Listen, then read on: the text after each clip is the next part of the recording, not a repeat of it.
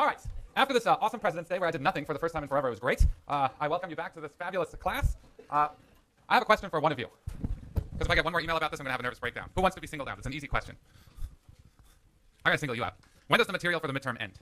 It ended last time. It ended last time. So the last word I spoke last time is valid for the midterm. Anything I say now is not valid for this first midterm. It is valid for the second midterm. All right? But Professor, what about firms? Did I speak about firms last time? No. Yes. Sorry. Close. But that was, in a game theoretic point of view, that was the optimal answer. So I did speak about firms a little bit, so I can ask you like a short question or something about firms. Like, what's a firm? All right. Here we go. We got a lot of stuff to do today. This was going to be a good one. Come on. Does this every time. This is new. Okay. This is funny. Review session. When's the review session, Professor? 5 to 6:30. But I have a conflict. I'm really sorry. I'll bring you some chocolate to the exam, okay? It's not webcast because they don't do ad hoc webcasting. So be here. If you've got a friend with a taping device, you can tape me in 4K high resolution if you want. I don't care. Tape the thing, put it on YouTube, make fun of me, go Mystery Science Theater on me. It's all okay, all right? But this is review session today. Next points. What did we do last time? We finished labor supply, so we talked about why some people work overtime, why others don't. The neat thing about overtime is it gives you that kinked budget constraint. So work on that. That's a good one to know. Then we related taxation to the wage rate, right? Because the neat thing was here in the labor supply model, what you get is you get a regular budget constraint, which looks like the Reese's-Hershey's budget constraint, but its slope is the negative of the wage rate, right? So taxes drive down take-home wages. So higher taxes, lower wages, lower opportunity cost of wage, right? Lower taxes, lower opportunity cost of leisure. Lower taxes, higher wages, higher opportunity cost of leisure. So taxes rotate the budget constraint around. And what we showed is how people could respond to changes in that price. And I showed you one special case where you get this backward-bending labor supply, and we talked a little bit about the historical context of why that model is important. Then we switched to production, where I talked about firms, we talked about types of firms, what I was thinking about here were sole proprietorships, partnerships, and corporations. We talked a little bit about what profit-maximizing firms do. Profit-maximizing firms try and maximize profits. Profits are the difference between the amount of money you take in and the amount of money you spend. We're going to talk a little bit about, when we're going to talk about costs, about what I mean by profit here. Economists have a concept known as opportunity cost, which you may remember, which is very different from accounting costs. So we'll talk a little bit about how profit maximization is very different for an accountant than it is for an economist like myself. So we then agreed that we're only going to talk about profit-maximizing firms in this class. We'll not talk about the very important role that not-for-profit firms play in this economy, and we're also not going to talk about the government, which is one of the, if not the largest producer of goods and services in the economy here, but they're not a profit-maximizing operation. Then we define production efficiency. Production efficiency essentially just says that you don't have any slack resources sitting around, right? Slack means you have resources sitting around that, even though we're not paying for stuff yet, right? We haven't talked about costs, but you have resources sitting around that you're not using. So that can't be production efficient. What we'll see later is that production efficiency is necessary but not sufficient for profit maximization, all right? So this is where we are. We got a lot of territory to cover today because I want to come up with a really, really dense second midterm. I'm sort of struggling for questions for this first midterm, which is always bad for you because then I come up with weird questions. I'm joking. I have great questions for you. We're going to have fun on Thursday. What you doing to me now, Surface? Come on. Dear app consultants in the classroom, I am all ears, okay? I'll buy you an iTunes gift certificate and the value of the app that I like if you find me a better app to present this stuff in that I can draw in. It's PDF drawing, all right? So production functions. What is a production function? Well, a production function is a relationship between inputs, right? In our case, it's just going to be capital and labor that you combine into outputs. And more specifically so is the way you combine inputs into outputs given current knowledge about technology and organization, right? We're not fantasizing about how 20 years down the road there'll be a technological breakthrough and we're going to be able to make, unlimited energy out of old socks, but we're going to talk about production functions now, namely what's the best way to combine input 1 and input 2, in our case it will always be labor and capital, but it could be something else, into output. Where else have we had a mapping where we took one good and another good and we mapped it into something else? Starts with U, rhymes with noodles, utility, right? So utility function. Utility function, we had Reese's and Hershey's, and then as I traced out Reese's combinations of Reese's of Hershey's, I plotted in a third dimension my level of happiness. Turns out a production function is very similar. A production function takes any combination of labor and capital and tells me, given that combination of labor and capital, 1 unit of capital and 15 units of labor, how many units of output can I squeeze out of that combination of labor and capital, right? So it's very, very similar. Now, what's slightly different here? So let's say you're Ford, you're combining labor and machines into cars. Let's compare the production function to the utility function. You're combining Reese's and Hershey's into Udals. What's the difference between, I don't know what cars, oh, Mustangs, here we go. Mustang GT500s and Udals. Yeah. Oh, that is the awesome, most best answer you could have given to that question. All right, so Udals are an ordinal measure, right? They're a ranking you can't compare across individuals versus production function, Ford Mustangs, or whatever you're producing, they're a cardinal measure. 2 Mustangs are exactly 2 times 1 Mustang, right? I can compare 2 Mustangs are more than 1 Mustang, but 2 Mustangs are twice the Mustangs of 1 Mustang. Versus with Udals, we can't make those absolute comparisons. So utility function is fundamentally an ordinal concept that allows you to rank different bundles versus the production function actually is a cardinal relationship where you're combining countable units of inputs into or converting them into measurable units of output, right? It doesn't always have to be boring things like Ford Mustangs, right? It could be cab rides, it could be tutoring lessons, right? You're combining 1 unit of genius with nothing else, really, right? 1 unit of genius, you spend 1 hour and you enlighten one of your peers on how to do better on the midterm in economics. So sometimes we have production functions where there's just a single input. Other times we have production functions where there are thousands and thousands of inputs. For example, I learned about a metal called, or a commodity called coltan. What do we use coltan for?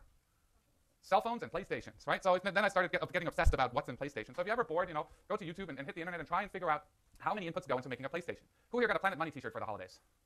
Really? Okay, I don't know if you guys who here followed the Planet Money t-shirt thing. Did you enjoy it?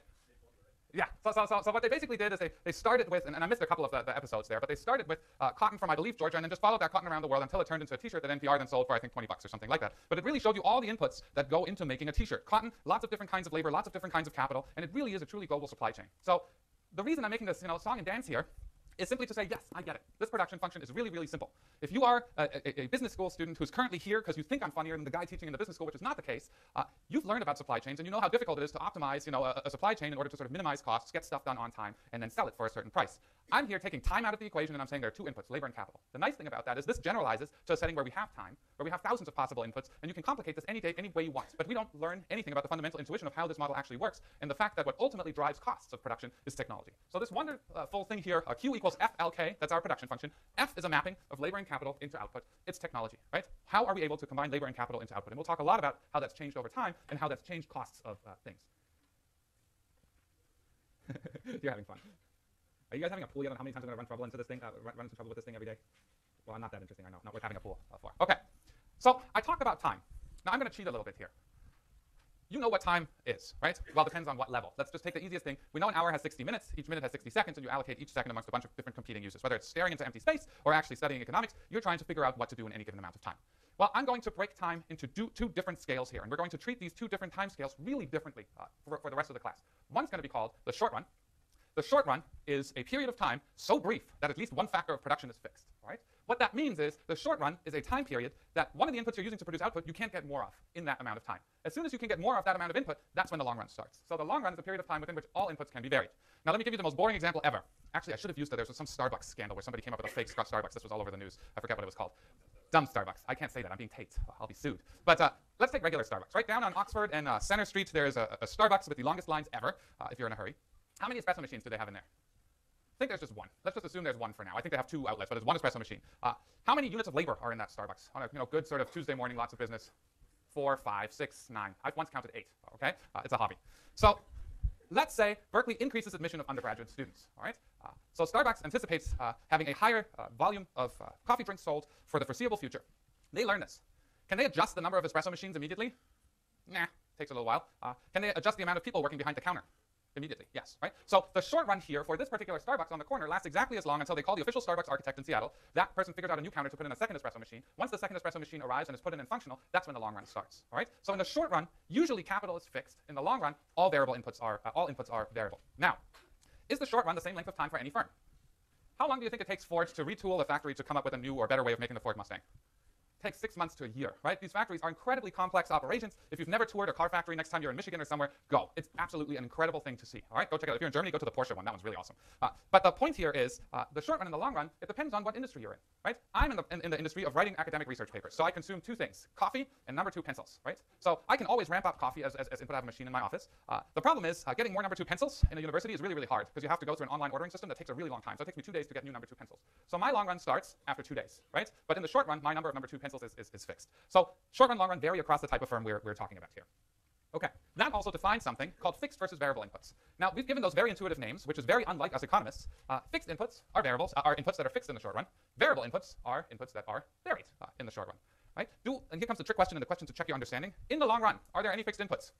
No. All right. So as soon as all of your inputs are variable, you know you're in the long run. If any of your inputs are fixed, you know you're in the short run. Right? So those two concepts are, of course, highly connected at the hip here. All right. Let me see what else. I always forget something really important here, but I didn't today. Might be a good day.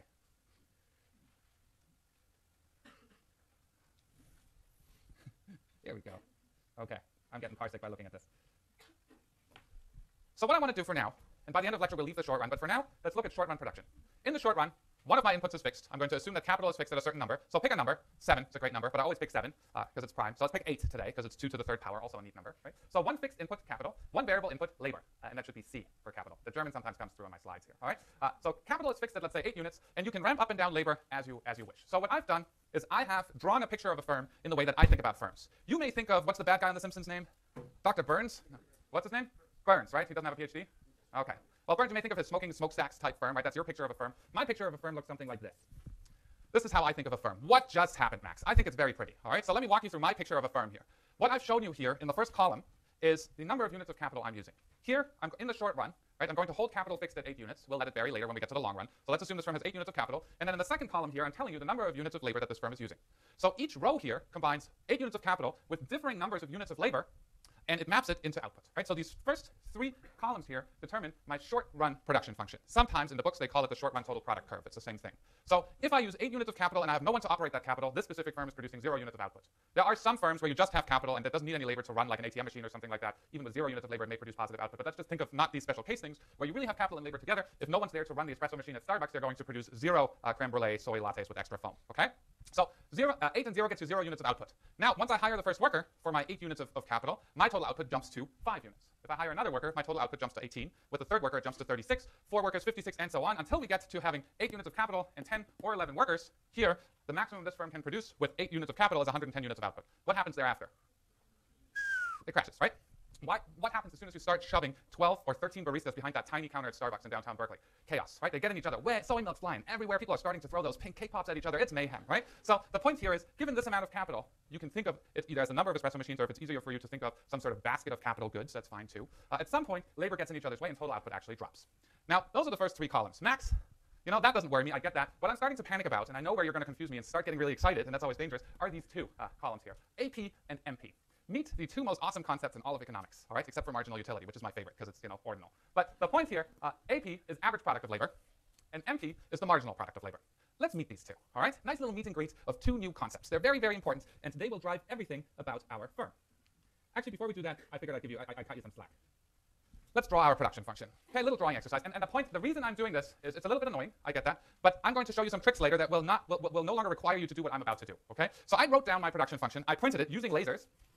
And now I'm going to plot output against labor, acknowledging the whole time that I have 8 units of capital, okay? So K is fixed at 8. So at 0 units of labor, I'm producing 0 units of output. Should we do this in red? Yeah. So 0 units of output. At 1 unit of labor, I am producing 5 units of output. 2 units of labor, 18. 3 units of labor, 36. Aren't you bored? 4 units, 56. 5 units, 75. 6 units, 90. 7 units, 98. 8 units, 104. 9 units, 108. 10 units, 110. 11 units, 110. 12 units of labor, 108. And 13 units of labor, 104. That looks pretty cool, right? What does this thing look like? Well, it looks like a bunch of dots, Max. Can you connect the dots? Yes, this is how far my arts education has gotten me. Let's do this. Okay. I'm shaking, can you tell? I'm so nervous and excited about this. Wow, that looks pretty cool. What does that look like? It looks exactly like that chapter I read in preparation for today's class that's not in the midterm I'm currently studying. All right, none of you read the chapter for today's class. That's okay. This thing here maps labor into output, holding capital constant at 8 units. This is, you could call it your short-run production function, or you could call it your short-run total product curve, right? For each unit of labor, holding capital constant, it tells me how much output I'm producing. At 2 units of labor, I'm producing whatever this is, 18, 3, whatever that number is, and so on. The question you'd like to know is, well, the answer to the question you'd like to know is, Max, it looks kind of nice, but why on earth is this useful? I will answer that question in a little while, so just hang on, maybe another lecture or 2. For now, we agree that for a given level of capital, I can draw output against labor. If I change the level of capital, this curve would look different, but I'm just holding it constant at 8, right? If you held it constant at 6, it would look different from what it does now. So that's nice. That's a much more convenient way of drawing what we just had, the relationship between labor and output, because tables are fundamentally terrible ways of producing information. No policymaker ever that you're trying to influence, whatever you're trying to sell, is going to look at a table and say, I get that. Take that table, turn it into a convincing figure, you'll get much, much further. So the ability to present numerical information in figures is a really, really important skill to acquire. So if you've never opened Excel in your life or thought about presenting data in a graphical way, get started now, unless you're choosing a profession where that really doesn't matter. Okay. So the next concept I'd like to introduce you